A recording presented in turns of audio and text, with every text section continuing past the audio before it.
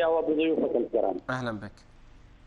عزيزي، قبل أن أدخل إلى الإجابة مباشرة في بضع ثواني أنقل إليك وإلى القناة السعودية رسالة من شباب في تعز خرجوا اليوم وأمس غاضبين وجوعى وعراه بسبب المقذوفات الحوثية التي وصلت للمدينة وبسبب سوء وتردي الأوضاع المعيشية وحكم شلة الإخوان المسلمين الذين قبضوا على المدينة وأفقروها ونهبوا مواردها، وحملوني أمانة أن أنقل إلى أي قناة رسالتهم لأنهم يتمنون أن تسلطوا الضوء في أي حلقة أو في أي مؤشر على وضعهم حيث يفترشون الخيام منذ يومين.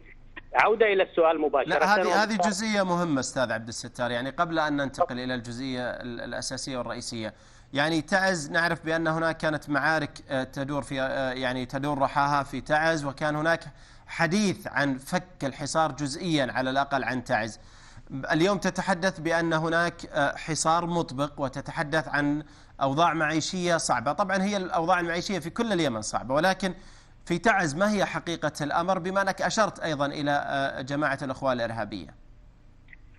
في الحقيقة وفي نقاط تفصيلية تم ضخ دعم لمدينة تعز من التحالف العربي ومن الحكومة الشرعية، وتم أيضا خصم رواتب، ولكن الأموال في تعز تذهب إلى قربة مخزوقة، بمعنى الشلة الحاكمة منذ 5 سنوات تتبع حزب الإصلاح وجماعة الإخوان انفردت وأخذت تسلب المال العام وتمارس فساد أبشع مما كان في الأنظمة السابقة كثيرا. تردت الأوضاع، صحيح أن اليمن تعيش مجاعة، لكن ما تعيش تعز والحديدة تحديدا أوضاع فوق مأساوية. الحديدة ربما دعمها ليس سخيا، لكن تعز لها موارد كبيرة وجيدة يعني كبيرة، ولكن تكفيها بالدعم الموجود الحكومي ودعم التحالف. ما يدور حقيقة توقفت المعارك لأن الذين يمسكون بالقرار العسكري القيادة الإخوانية أعلنت النفير وجمعت تبرعات، والتحالف ضخ ملايين الريالات، وبعد 7 أيام أغلقوا الطربال بينهم وبين الحوثي، وحدث تفاهمات مع الحوثية وتم سلب كل هذه الأموال. الشارع خاصة غير المتحزب شعر بالخيانة وبطعن الظهر وأن هناك مراوغة حقيقية من الجماعة، فخرجوا إلى الشوارع. من أمس هناك أعداد كبيرة في الشوارع غاضبين من عدم استكمال التحرير واللعب بالدعم التحالف خلال 7 سنوات وتخزين السلاح والقصور التي تبنى خارج البلد في تركيا والقاهرة ودبي وغيرها من الأماكن. يسربون الأموال وقطر أموال كثيرة للقيادة الإخوانية تحت لافتات ومؤسسات تجارية لا يعلم لها أنها حتى إخوانية إلا منهم يتابعون. هذه الأموال تذهب الآن إلى بعض الذين يتكسبون بالدم في تعز. هذه مشكلة تعز، سوء إدارة. هذه المشكلة باختصار شديد. أستاذ عبد الستار، هذه إحدى مشكلات اليمن والتي تؤخر التحرير والنصر مع الأسف الشديد، لأن في الملف اليمني مع الأسف يعني نقولها بمرارة كثر تجار الحروب.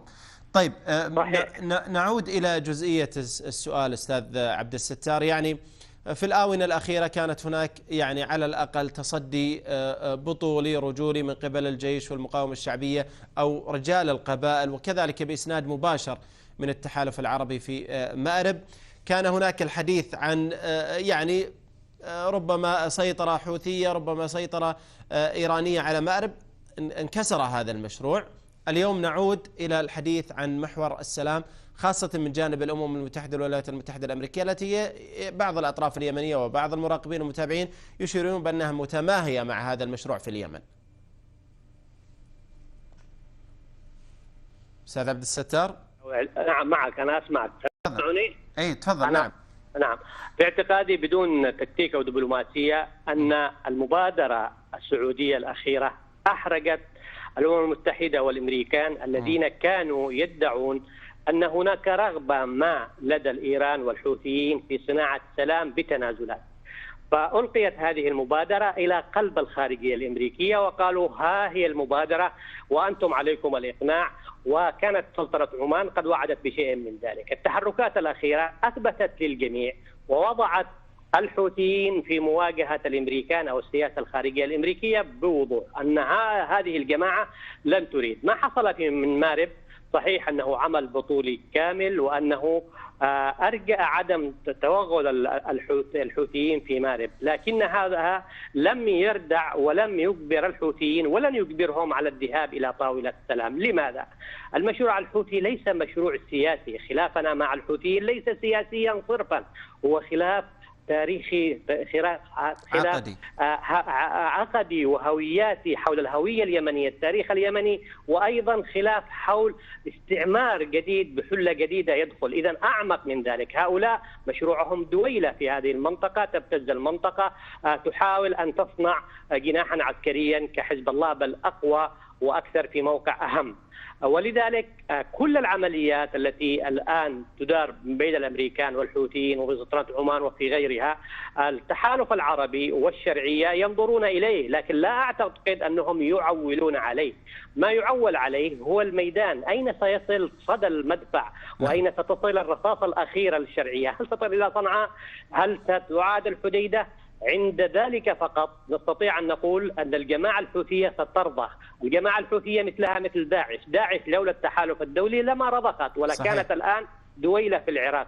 إذا ستبقى هذه المخاتلات السياسية والمراوغات تتعاطى معها الشرعية والتحالف حتى لا يلقى اللوم عليها ولا يقال هي إقامة حجة أكثر منها إيمان بأن هؤلاء سيذهبون. ولكن كانت أيضا سياسة حكيمة أن يلقى هذه الورقة السياسية وهذه المبادرة، فإن نجحت فهي خير لا شك، وإن رفضت فكانت الحجة واضحة، وعلى الأمريكان أن يقوموا بواجبهم. لكن والكرة في ملعب الطرف الآخر. كثيرا. نعم.